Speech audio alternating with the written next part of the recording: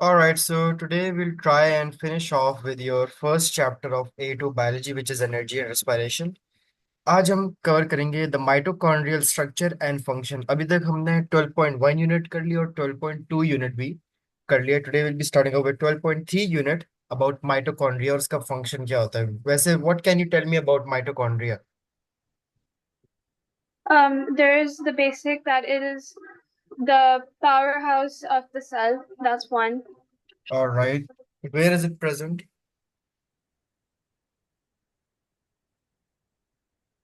Is it there in animals and plant cells both? Yes. Okay, good, ठीक है। So you have seen that the link reaction, the Krebs cycle, and the electron transport chain, all of them take place inside the mitochondria. Mitochondria are rod-shaped or filamentous organelles about zero point 0.5 to 1 micrometer in diameter. Time-lapse photography shows that they are not rigid, but they can change their shape. The number of mitochondria in a cell depends on its activity. For example, a highly active mammalian liver cells would be having 1000 to 2000 mitochondria. अब ये number of mitochondria in any organism क्या suggest कर रहे हैं कि वो micro organism बहुत ज्यादा ये एक्टिविटी करता है ऑफ रेस्पिरेशन। उस ऑर्गेनिज्म को बहुत ज्यादा एटीपी चाहिए, उसकी मूवमेंट, उसकी activity, reproduction, excretion, nutrition, all those living processes that require energy, वो बहुत ज्यादा और वो बहुत तेजी से हो रहे हैं इन लार्ज अमाउंट्स के। Number of mitochondria would indicate कि यार इस ऑर्गेनिज्म के अंदर सबसे ज्यादा एटीपी चाहिए। कोई ऐसा organism which is working less, which is performing all those energy required functions या वेरी लेस, उसके अंदर obviously less number of mitochondrias होंगे। और कुछ मेमिलियन लिवर सेल्स के अंदर 20% of the cell volume ever average mitochondria लेता है, 40% न्यूक्लियस लेता है, 20% क्लोरोप्लास्ट भी लेते हैं and all of that. So the structure of mitochondria is shown in figure 1.28 and 12.1। ये देखें, ये एक माइटोकॉन्ड्रिया का एक आपको स्ट्रक्चर नजर आ रही है। You can see this is a membrane bound organelle. एक मेम्ब्रेन बाउंड है, खुला तो नहीं है, ठीक है। इसके अंदर you can see this is all a matrix. और इस मैट्रिक्स के अंदर ये क्रिस्टी होते हैं, जो पतले पतली लाइंस नजर आ रही है, ये क्रिस्टी है। Inside its matrix like a chloroplast, each of the mitochondria surrounded by an envelope as well.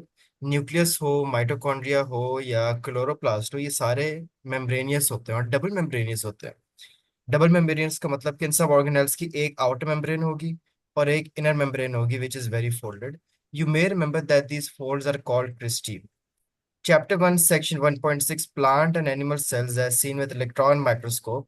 The cristae gives the inner membrane a large total surface area, and the cristae in mitochondria from different types of cell show considerable variation, but in general, mitochondria from active cells have longer and more densely packed cristae than mitochondria from less active cell. जो ज्यादा active cells होंगे, ठीक है। अब ये mitochondria का structure कैसे होता है?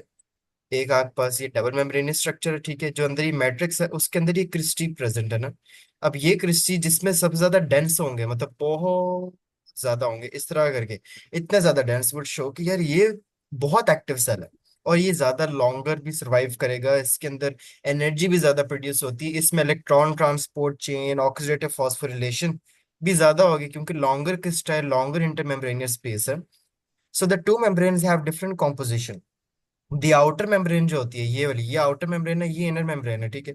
अब जो आउटर मेम्ब्रेन है ये क्या है? It is relatively permeable to small molecules, मतलब कि स्मॉल मॉलिक्यूल्स को तो आने देती है।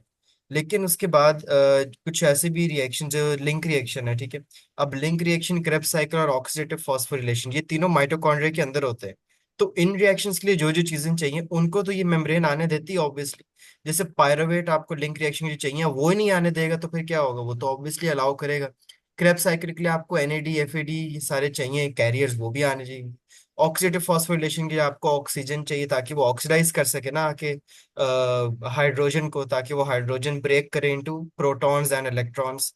Plus ADP molecule, ADP molecule आ जाता है, फॉस्फेट आ जाता है।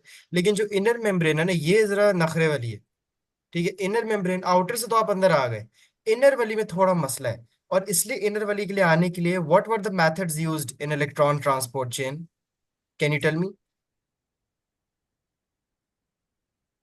So, for example, like in the there was like the intermembrane area, and then there was also like the there was like एक ऊपर वाला part था जो mitochondrial, I can't remember, mitochondrial membrane, it was on top, so there was more of a density of electrons on the upper part, and then in the lower part there was like lesser electrons. हम्म। ठीक है। तो technically Yeah. Outer membrane के अंदर तो कोई भी चीज आ सकती है साइटोप्लाज्म से अंदर, लेकिन इनर मेम्ब्रेन पास करने के लिए ये थोड़े नखरे वाली। यहाँ पे तो हर चीज आ जाएगी इंटर मेम्ब्रेन स्पेस के अंदर जो रिएक्शंस करना है, लेकिन यहाँ पे आने के लिए दे यूज्ड व्हाट, वो पूछा है channel proteins, carrier proteins. Got it? From inner membrane to matrix उन्हें चैनल और कैरियर प्रोटीन्स यूज करनी पड़ी थी। फिर एडीपी सिंथेज भी था, क्योंकि जब हम सारे प्रोटॉन्स को बाहर भेज देते हैं जबरदस्ती, वो बाहर जाके हाई हो जाते हैं। अब उन्होंने जब वापस अंदर आना होता है तो किसके थ्रू आ रहे थे? ATP synthesis. ठीक है, और वो जब उसके थ्रू आते थे तो वो ऑटोमेटिकली एटीपी सिंथेज को किस चीज के लिए मजबूर कर देता था? एडीपी को फॉस्फेटिसाइड की, ताकि वो एटीपी बना ले। ठीक है, तो वो थी आग बस, क्योंकि डायरेक्टली तो आने नहीं दे रही ना, मैंने कहा ना आउटर मेम्ब्रेन तो खुली इजाजत है, लेकिन जो इनर वाली है ना, इधर ज्यादा चेकिंग होती है, इधर गेट पे रोक लेते हैं, उधर के लिए फिर आपको और कुछ सिंथेज वगैरह ढूंढना पड़ता है। So the inner membrane is also the site of the electron transport chain, and it contains the proteins necessary for this. These are not visible in electron micrograph. The space between the two membranes of the envelope usually has a lower pH than the matrix of the mitochondrion. This is because protons are transported across the inner membrane from the matrix to set up the concentration gradient needed for ATP formation. You will remember that a high concentration of protons, otherwise known as hydrogen ions, means high acidity. The matrix of the mitochondrion is the site of the link reaction and Krebs cycle, जहां पे आपके पास link reaction और Krebs cycle होते थे, और इंटरमेम्ब्रेनियस space और आदि matrix में यहाँ पे वो ऑक्सीडेटिव फॉस्फोरिलेशन और इलेक्ट्रॉन ट्रांसपोर्ट चेन होता था। नाउ इन जगहों पे हम मैट्रिक्स के अंदर ऑब्वियसली रिएक्शंस कैसे हो रहे हैं, क्योंकि कोई ना कोई एंजाइम्स भी यहाँ पे प्रेजेंट होंगे। ठीक है। सो it also contains small 70s ribosomes and several identical copies of mitochondrial DNA. These are used to synthesize some of the proteins required for the mitochondrion to function, and this DNA is circular. हमें पता है कि जितने भी जैसे eukaryotes की हमने जब बात की, प्रोकैरियोट्स जो होते थे उनमें भी 70s राइबोसोम्स होते हैं, लेकिन आपके पास यूकैरियोट्स के कुछ जो ऑर्गेनेल्स होते हैं, जैसे क्लोरोप्लास्ट हो गए, माइटोकॉन्ड्रिया, उनके अंदर भी राइबोसोम्स होते हैं। दिस इज समथिंग न्यू कि उनमें भी राइबोसोम्स है। सेल्स के अंदर राइबोसोम सुना था, लेकिन कभी सोचा था कि ऑर्गेनेल्स के अंदर भी राइबोसोम्स होंगे। वो 70s होते हैं, थोड़े से छोटे होते हैं देन दी 80s राइबोसोम्स। इन स्मॉल राइबोसोम्स और इन हर चीज में एक सर्कुलर डीएनए भी होता है।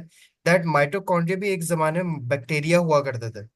ठीक है, ये सारे जो ऑर्गेनेल्स होते हैं ये derived from, they evolve from bacteria, और बैक्टीरिया तो आता ही प्रोकैरियोट्स के अंदर, विच फॉर ऑल 70s। तो ऑर्गेनेल्स भी जितने हैं, बेशक वो यूकैरियोटिक सेल, प्लांट और एनिमल सेल 80s है, लेकिन उसमें जो ऑर्गेनेल्स हैं, क्लोरोप्लास्ट, माइटोकॉन्ड्रिया, वो सारे 70s छोटे छोटे से हैं। 80s are large ribosomes, 70s are small ribosomes. समझ आ गई?